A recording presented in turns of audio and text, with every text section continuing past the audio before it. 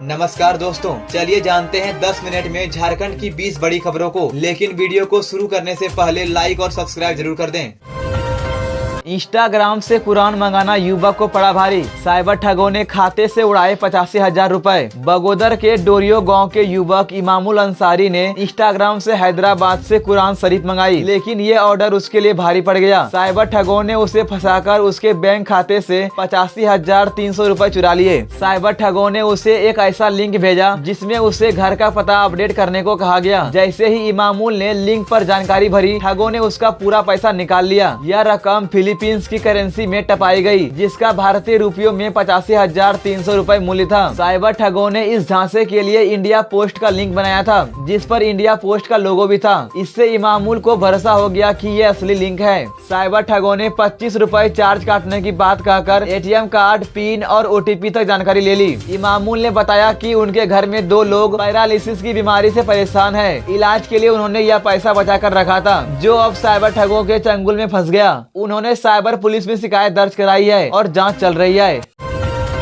झारखंड में लगातार 28 मई तक बारिश का अलर्ट। आज भी चल सकती है तेज हवा। झारखंड में बारिश और आंधी का सिलसिला अभी जारी रहेगा। मौसम विभाग ने 28 मई तक राज्य के कई जिलों में बारिश, तेज हवा और आकाशीय बिजली गिरने का अलर्ट जारी किया है। आइए जानते हैं किन किन जिलों में खतरे की चेतावनी है। 24 से 26 मई तक देवघर, धनबाद, दुमका, गिरिडीह, गोड्डा, जामताड़ा, पाकुड़ और साहेबगंज में गरज, तेज हवा और वज्रपात हो सकता है। 27 और 28 मई को भी पूरे राज्य में कुछ जगहों पर ऐसी स्थिति बनी रहेगी। हवा की रफ्तार 40 से 50 किलोमीटर प्रति घंटा तक हो सकती है। साथ ही वज्रपात का भी खतरा रहेगा। अगले 5 दिनों में दिन के तापमान में ज्यादा बदलाव नहीं होगा। आइए जानते हैं कहां हो सकती है भारी बारिश। पलामू, गढ़वा, चतरा, कोडरमा, लातेहार और लोहरदगा जिलों में कहीं कहीं बारिश हो सकती है। वहीं पिछले 24 घंटे की बात करें तो राज्य के कई हिस्सों में हल्की से मध्यम बारिश और आंधी तूफान देखने को मिला है। सबसे ज्यादा बारिश चाईबासा में हुई है। सबसे ज्यादा गर्मी डाल्टनगंज में रही और सबसे ठंडा लातेहार रहा। वैसे आप किस जिले से हैं, हमें कमेंट बॉक्स में जरूर बताएं।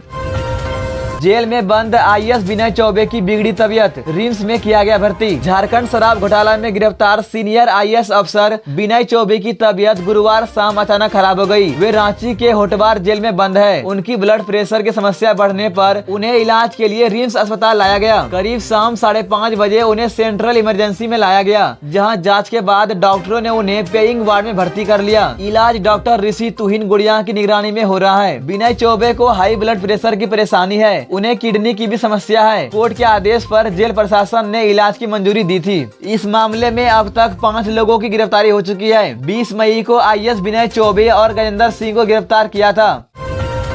झारखंड हाई कोर्ट ने बीएयू के वैज्ञानिकों को दी बड़ी राहत। 60 साल में रिटायरमेंट के आदेश पर लगाई रोक। झारखंड हाई कोर्ट ने बिरसा कृषि विश्वविद्यालय के वैज्ञानिकों को बड़ी राहत दी है। कोर्ट ने फिलहाल उन्हें 60 साल में रिटायर करने के आदेश पर रोक लगा दी है। दरअसल बीएयू ने एक नोटिस जारी करके वैज्ञानिकों की रिटायरमेंट की उम्र 65 से घटाकर 60 साल कर दी थी। इस फैसले को डॉक्टर प्रदीप प्रसाद और अन्य वैज्ञानिकों ने हाई कोर्ट में चुनौती दी। इस मामले की सुनवाई हाई कोर्ट के जस्टिस संजय प्रसाद की वेकेशन बेंच में हुई। याचिकाकर्ताओं की ओर से अधिवक्ता अभय कुमार मिश्रा ने कोर्ट में बताया कि 25 अप्रैल 2023 को वीबी के बोर्ड ने वैज्ञानिकों की रिटायरमेंट उम्र 65 साल तय की थी, जिसे कोर्ट की एकल पीठ ने भी सही माना था। इसके बावजूद 5 मई 2025 को बीएयू ने नया नोटिस जारी कर 60 साल में रिटायर करने की बात कही, जिस पर वैज्ञानिकों ने आपत्ति जताई और कोर्ट का दरवाजा खटखटाया। कोर्ट ने बीएयू और आईसीएआर के इस फैसले पर जवाब मांगा है और अगली सुनवाई 22 जून 2025 को होगी। याचिकाकर्ताओं के वकील ने बताया कि विश्वविद्यालय ने पहले खुद 65 साल उम्र तय की थी, लेकिन अब 60 साल में जबरन रिटायर करने का फैसला गलत है, इसलिए कोर्ट से न्याय मांगा गया।